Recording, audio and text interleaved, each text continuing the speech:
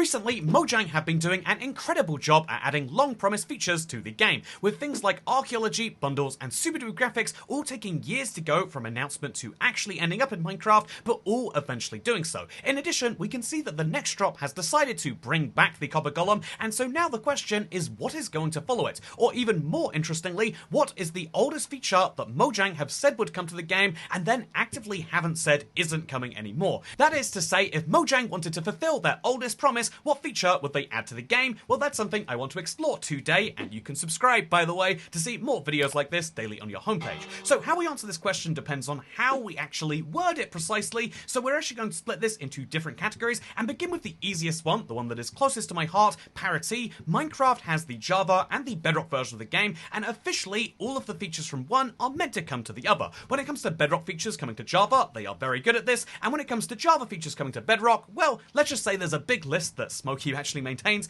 It's a big list of parity features that were added to Java, and in the case of the /test game rule, it's been 6 months and 2 days since it hasn't been added to Bedrock. So that is the newest parity promise that will eventually come, but one of the oldest ones is, for example, custom dimensions. It's 5 years and 1 month since Java has got custom dimension support, while Bedrock still does not. And then if we go even further down, you can see subtitles are 9 years, 8 months and 26 days old. That is an accessibility feature there is no reason not to have. And dual wielding is 9 years and 11 months old, but the oldest feature that is definitively coming from one platform to the other is super flat customization. It's been 12 years, 10 months and 4 days since Java has had the ability to customize their super flats, while Bedrock still does not. So if we are looking for a parity feature, that is the easiest one to go for, but I think many people would say, that doesn't actually quite count.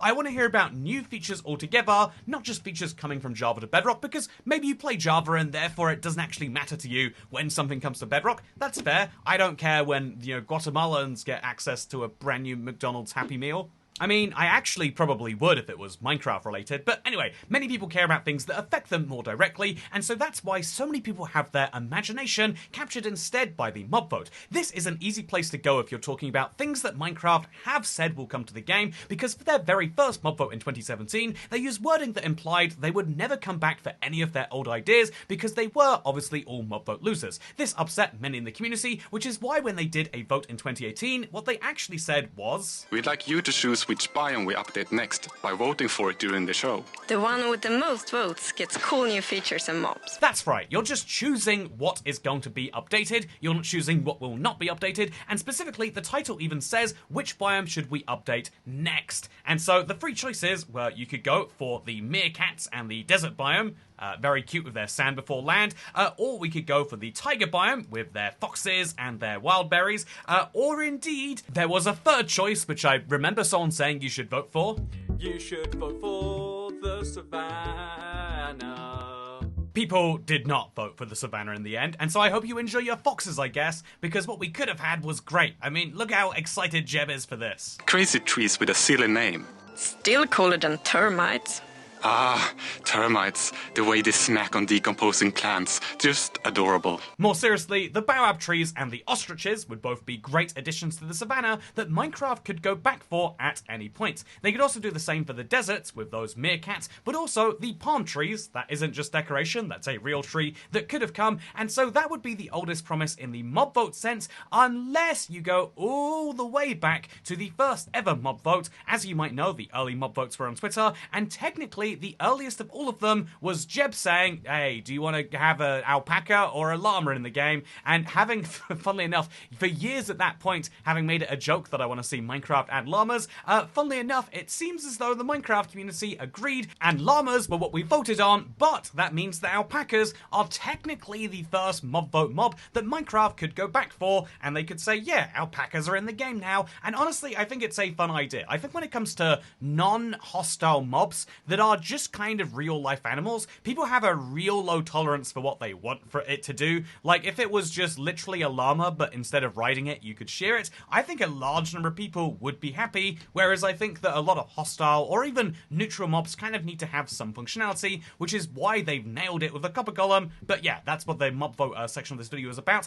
However, I think mob votes are not the oldest things they have said would come to the game, and indeed, I think if we're going back even further, you can go to Ryan Holst, who actually was working on the Minecraft graphics engine all the way back in 2013 when he suggested why not adding colored lighting to Minecraft. In fact, colored and directional lighting were not just ideas, he got a fully functioning prototype that you can watch right here. It looks really weird back in 2013 Java Minecraft, but you could see that holding torches that would give you light, or even placing down torches that could give you, say, blue colored light, was something that was played around with all the way back then. This is on the list because it's the feature that has the highest chances of coming on the sense of the fact that Minecraft have added colored lighting to the game. If you play vibrant visuals in the beta versions of Minecraft, you can turn on colored lighting. It's called point lighting in the settings, and it will allow you to have these different colors. However, it will also lower your frame rate quite substantially, and funnily enough, that was the reason they didn't add it in 2013, and so this is the easiest feature for Minecraft to add if they're just willing to ignore performance, which is actually pretty important when you think about it.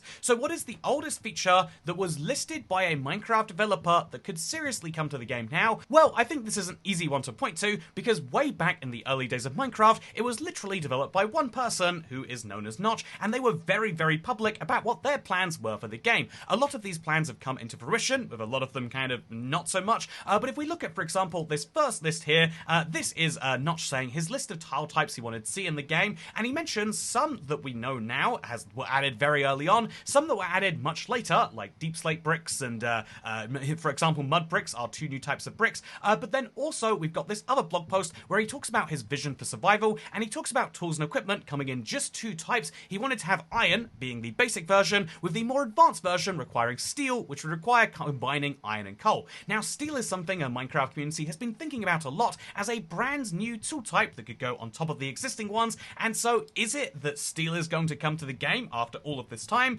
Well, to avoid diving too far into the controversy on Notch, that's a bad idea, right? I think what we'll instead do is just say that nowadays Notch is not working on Minecraft anymore, and many of his early ramblings, ranting, and indeed ideas have turned into either much grander visions that you might not recognize so much, like mud bricks I would say is an example of that, or indeed have been left behind because more advanced systems have been found. I mean, do we need steel in Minecraft if we already have diamond and netherite armor? That is something that I guess you can ask for yourself, but that means that I think to get the truest old promise, we have to go for a developer that still works on Minecraft. Fun fact, Notch does not work in Minecraft anymore, even as Ryan Holtz, who worked on the graphics engine.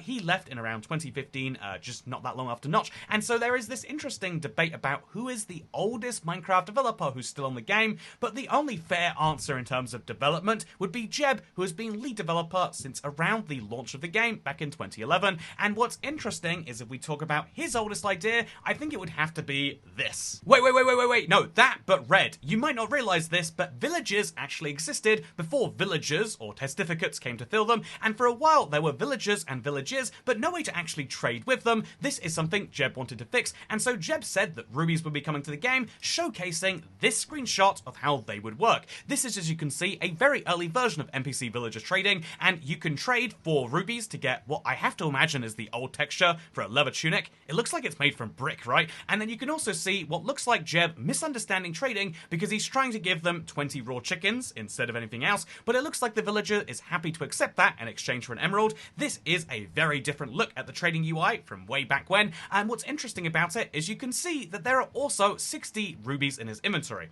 Basically, rubies had a whole ore type that you could find in the wild. Does this look familiar to anyone else? And you'd be able to mine those rubies, or more realistically, you would trade for them. This is something that was going to go ahead and was going to come to the game until Dinnerbone, another early Minecraft developer, stated he had difficulty distinguishing between ruby ore and redstone ore from a distance, which he attributed to his red-green colorblindness. And so as a result of that, basically Minecraft does not have the ruby anymore, because why have two red ores when green is an entirely undeveloped real estate? And so rubies became emeralds, easy as that, except they didn't actually remove the rubies from the game. For 14 major releases of the Java edition, there were the ruby textures found in there. In fact, it's such an important feature that they added the rubies to the console edition in the files, and it was, and for a long time they sat there ready to be used if they were ever needed, but they were eventually scrapped. Just before I started recording, I decided I'd look up Minecraft Ruby to see if anyone has done anything with it, but as it turns out, there's a whole range of videos talking about this kind of lost feature,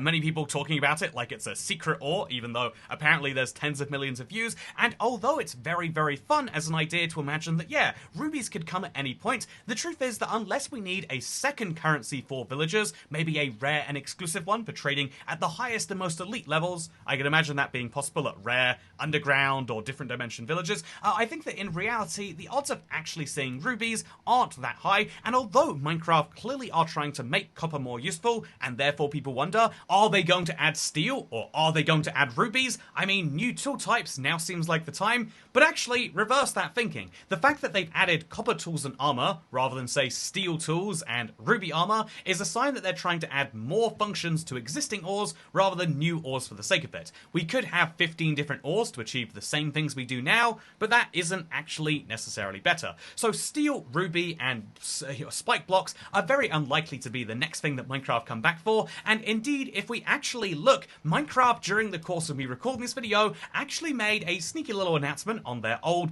So this is a news post that is 3 weeks old, a new friend of a familiar patina. They actually say that the reinvention of the copper golem has people wondering whether they would bring back other mobs from previous mob votes, and they don't have any plans for it at the moment. They do actually later say that there's a possibility they'll revisit older ideas if they align with our vision for game drops, which means that in the future, the far future, or maybe even just the next game drops, you can imagine this and you can have this fit perfectly. The next promise that will actually be fulfilled, the oldest promise that is actually being fulfilled, clearly will be coloured lighting. The coloured lighting Vibrant Visuals update is unlikely to be right now, or even, let's be honest, the next update, but it is in the game, ready to be used the moment they can optimize it. They want to do it, they've tested it, they just need to actually solve the biggest problem that it's created, and that is further along than the termites, or the meerkats, or indeed any ruby ever has actually been. Well, I mean, it's further along than Ruby has been since 2013. In 2013, it was ready to use, but since then, we haven't seen any of the other things, and so that is the answer to the question of the oldest promise that Minecraft are likely to fulfill. But if I'm being a bit of a, I'll be honest here, as much as it'd be a nice place to end the video, I think, if I'm being really critical of myself here, I'd say actually, are they fulfilling a promise, or is this a fun coincidence of, back in 2015, someone worked on the graphics engine, they wanted to do this, and they sort of did. We've seen the whole video, and now separately a separate lighting experiment is going on, because that was on Java, this is on Bedrock, that was by someone who has stopped working at Mojang for 10 years, this is probably by an entirely different team. Is it a coincidence, or is it a promise kept? I think ultimately you get to decide. But speaking of things you get to decide, I hope you all enjoyed this video, and yeah, I'll keep you up to date with the weird updates that keep coming out right now.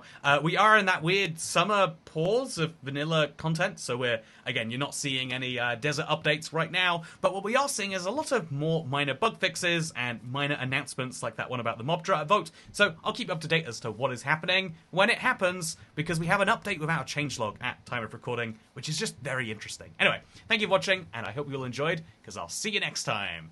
Old Man Minecraft strikes again. Goodbye.